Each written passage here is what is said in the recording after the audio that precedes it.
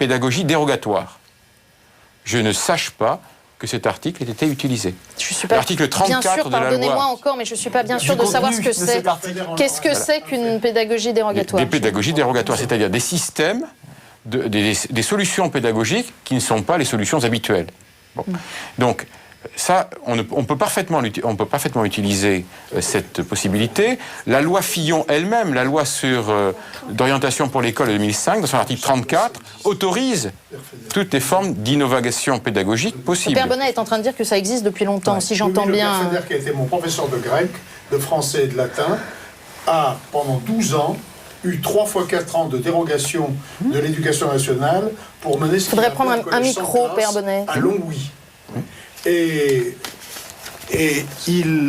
son expérience a été vraiment visitée par des gens du monde entier. Et il y a aujourd'hui au moins un lycée indien qui applique les méthodes du père Feder. Donc on pouvait effectivement faire beaucoup plus qu'on a fait. Ça, j'en suis absolument convaincu. On peut donc encore. Est-ce qu'on peut encore Mais à contrario, moi je reste quand même devant une question qui me taraude parce que je l'ai vue dans les établissements ou de mes enfants ou de mes petits-enfants, c'est-à-dire des professeurs il y en a, qui sont franchement contre l'Église catholique, dans toutes leurs convictions, et qui font un travail de sape.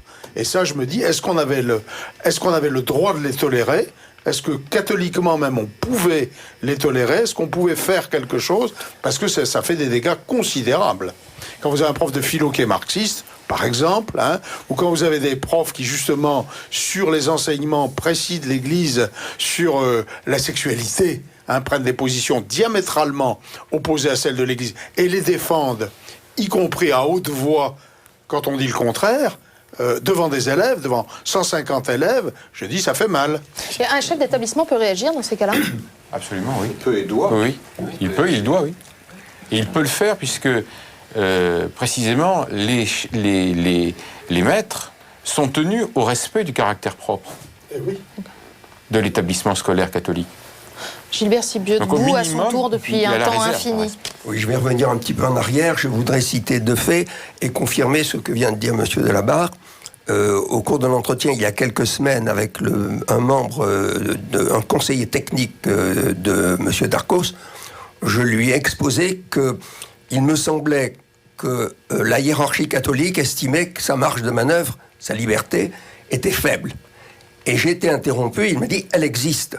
Et si vous voulez, je peux effectivement développer ce sujet. On n'était pas là pour ça. Je vous ai cité deux choses. La première chose sur les expérimentations, c'est que il me semble que la hiérarchie catholique est, comme tous les publics, les parlementaires, les députés, les sénateurs, les journalistes, etc., assez ignorante de la question fondamentale de l'instruction. J'observe que le mot « instruction » n'a quasiment jamais été prononcé. J'ai lu le livre publié sous la direction de Monseigneur d'Agens. Il n'y a, à part un exposé du philosophe Guy Coq, quasiment rien sur l'instruction. J'ai lu également celui de Monseigneur Quatennose. Je crois qu'il y a une page sur 110 ou 120. C'est-à-dire qu'on a l'impression que l'éducation prime l'instruction, alors que Monseigneur le cardinal Garonne dit et répété, paraît-il, l'école catholique est d'abord une école. Oui. Ça, c'est un premier point. Donc, il me semble que la hiérarchie a été peut-être timide par ignorance, mais là, je n'y jetterai pas la pierre, parce que si nous sommes dans la situation où nous sommes aujourd'hui, c'est que l'ensemble de la population française, y compris dans ces associations de parents d'élèves, familiales, etc., a été complètement ignorante, et c'est tout à fait compréhensible. Je voudrais dire que sur l'expérimentation, après les décisions qu'a prises M. Dorobien, qui ont été tournées complètement par les textes qui ont été publiés ensuite, qui sont d'une ambiguïté qui a permis à la fois d'innover, mais de maintenir le statu quo, à ma connaissance, il n'y a pas grand monde qui se soit précipité du côté de l'enseignement catholique. Et autre point, j'ai rencontré, il y a déjà 200 ou 3 ans, un directeur diocésain de l'Île-de-France. Nous avons eu une conversation tout à fait ouverte, 20 minutes de langue de bois et 40 minutes d'accord parfait. Et je lui ai demandé à la fin, est-ce que je pourrais rencontrer quelques-uns de vos collègues ? Il m'a cité 2 ou 3 noms, Je lui dis, et les autres? Il m'a dit, les autres se renseigneront, ils ne vous recevront pas. Je livre ce témoignage en attestant qu'il est vrai. Je ne l'ai pas lu dans les journaux, mais ça m'est arrivé. Un mot, Anne Coffinier, sur vous qui êtes plutôt apôtre du hors contrat. Comment vous avez reçu la proposition de Monseigneur Quatennens? Qu'est-ce que vous en pensez? Pour moi, c'est une parole d'évêque, une parole de vérité. C'est-à-dire qu'il libère une vérité que tout le monde pense et à laquelle tout le monde est d'accord. Après, le reste ne me concerne pas.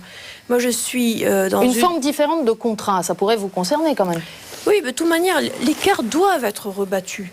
C'est une injustice majeure que de ne pas permettre à l'ensemble des enfants d'accéder à un enseignement catholique.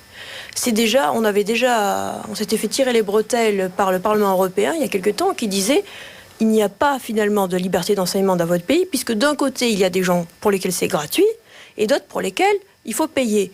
Et figurez-vous que les enfants qui vont dans les écoles complètement indépendantes ont des parents qui paient 3 fois.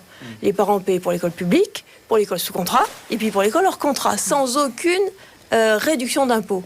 Alors que, prenons une situation qui paraît absolument aberrante, vous avez votre enfant dans une école publique. Ça ne marche pas, par exemple, ça peut marcher, on est d'accord, mais ça ne marche pas.